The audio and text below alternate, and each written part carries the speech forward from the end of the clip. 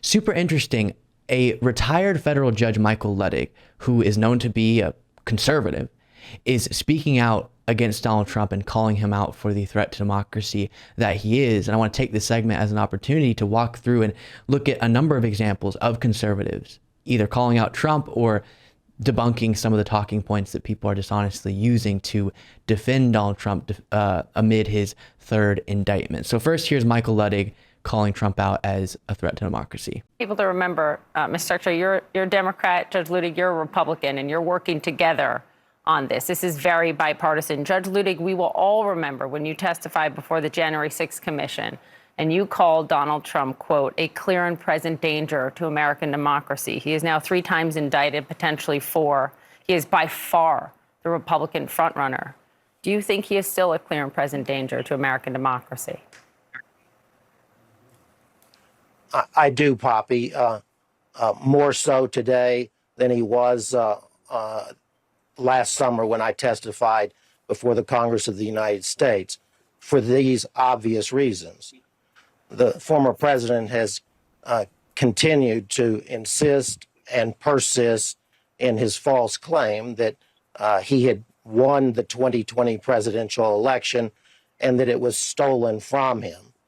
And his Republican allies and the Republican Party have joined him in that persistent claim to this day. So for the 2.5 years since January. And he continues, but we'll stop it there for the sake of time. He goes on to say that as he calls it, there being no Republican Party, but kind of the current state of the Republican Party is what is putting our democracy, quote, in grave peril. Meaning that, yes, it's so dangerous that Trump tells these lies and did the things that he did based on the lies he was telling. And also, it is especially dangerous that the Republican Party doesn't push back, that now a massive portion of the party is just in lockstep with Donald Trump and at least, if not endorsing his lies, not condemning them as should be done. And so because of that, Trump's strength within the GOP continues to be what it is, which is incredibly dangerous when you have a side of our political process being convinced into believing that the only way an election can be fair is if their side wins. And the actions that justifies, as we're seeing laid out in the third indictment of Donald Trump, are horribly detrimental. And if Trump was successful, he would have overthrown a democratic process and blocked the lawful governmental process from proceeding. Luckily, he wasn't eventually successful, but it could change in the future. And that's why accountability, even legally, is so important. Then we get to Ty Cobb, who gets asked about this free speech defense of Donald Trump amid his third indictment. And this is Trump's former lawyer saying, no, that doesn't make any sense. He asked in an aspirational way. He went on to say, asking is not speech. It's not action. That's the heart of this, right? Speech versus action. Does that defense fly here? Not at all. I'm not aware of the aspirational defense or the free speech defense to a gang leader saying to 2 of his subordinates, I need you two to please rob a bank for me, and they do it. That's aspirational, but it leads to a crime. And that's exactly what Trump did with Pence. So in every way, that defense is ridiculous. If you haven't heard it lately, people defending Trump will say that he's being indicted for questioning the election or for claiming it was stolen or whatever it might be, when that's just not the case at all. In the indictment explicitly, it says that's not what Trump's being indicted for. He had the right to even lie about the election, of course, and he had the right to legally challenge the results. It is the potentially unlawful actions that were taken that are at issue here.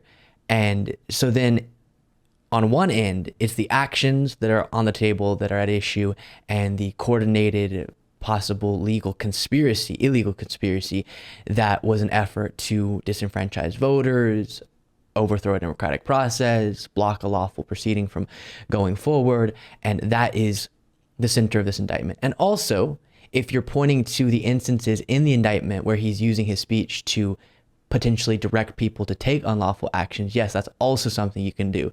You can direct illegal actions and thus be yourself breaking the law with your speech. But it's not just him claiming the election was stolen that is the problem here. And then finally, Alberto R. Gonzalez, who was the Attorney General under President George W. Bush, wrote an op-ed in the Washington Post titled, "No, fellow Republicans, the Justice Department is not biased against us."